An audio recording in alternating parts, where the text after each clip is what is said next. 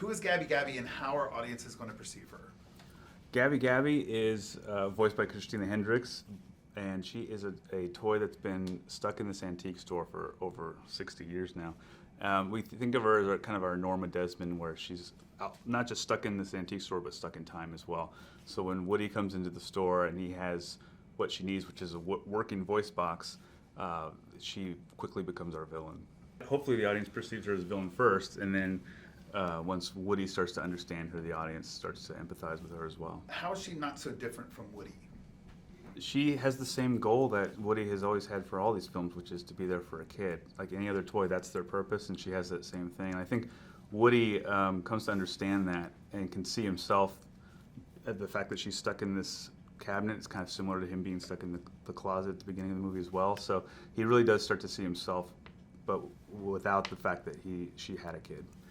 They're both potentially even from the same manufacturer. They're made from the 50s, about the same year, so they had that in common. And how did Christina Hendricks help bring this character to life?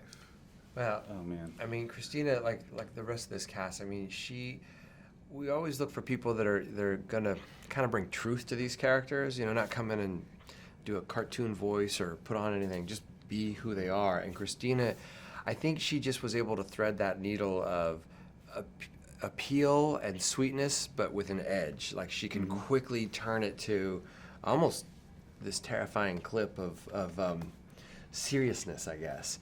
And it's just a great piece of acting to be able to do that. And so that's what Gabby is. You know, she's a baby doll. She's the sweetest, most beautiful, cute thing, but can also look right through you. Yeah, she's had time to think about this for a long time, and so she knows exactly what she would do if somebody that had what she needs comes into the store.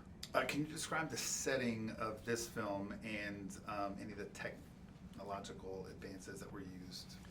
Yes, I mean, one thing that excited us about this is getting these toys sort of up and out of the Tri-County area. So it's really this RV trip adventure where they go outside the comfort of Bonnie's room, the comfort of the area, and they're they meet a bunch of toys that they've never met before. It really changes up their environment.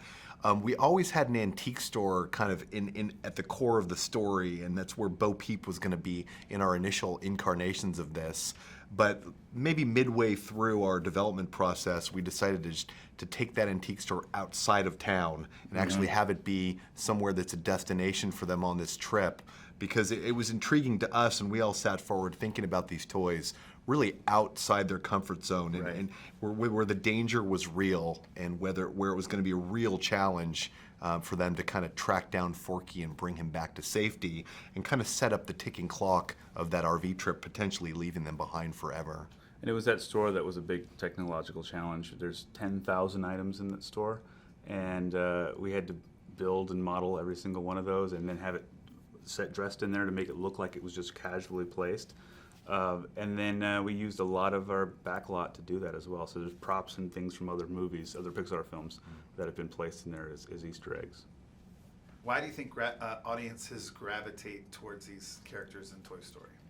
Well, we've always talked about it's like they're toys first. You know, and everyone has always secretly believed that, you know, our toys come to life when we're not looking. And the first Toy Story movies are sort of a receipt that that's true. Like everyone bought that premise. But I think what's under that is we've worked hard to make these characters feel real. I mean, they're believable. They have emotions and fears and kind of blind spots that I think most people that you might know would. And so we like to think like Woody just feels like a real person that you would know or care about, or that would, you know, be somewhat imperfect, I guess. And just the combo of those two things has clicked in a way that audiences around the world have really embraced it all. And what do you think the audiences will take away from the new characters that are so fabulously hilarious in this film? The hope is that they just fit in seamlessly to the world, and that they have as much fun discovering these characters as Woody and Buzz and Bo do as well. That was one of the most fun parts we had working on this film, was creating these new characters. There's a lot of humor that comes out of these new characters too, just in who Forky is. Duke Kaboom brings a lot of just humor. Ducky and Bunny. Ducky and Bunny bring some of the biggest laughs in the film. We love those characters. But yeah, Forky really turns the thing on its head, Yeah. really by being kind of this wrench in the works for Woody and for the gang, and kind of messes things up for them in a way that sets this adventure in motion. I asked my daughter, it's like, what her favorite characters are in Toy Story, and she's like, Slinky, Bo Peep, and Bunny. Very specific.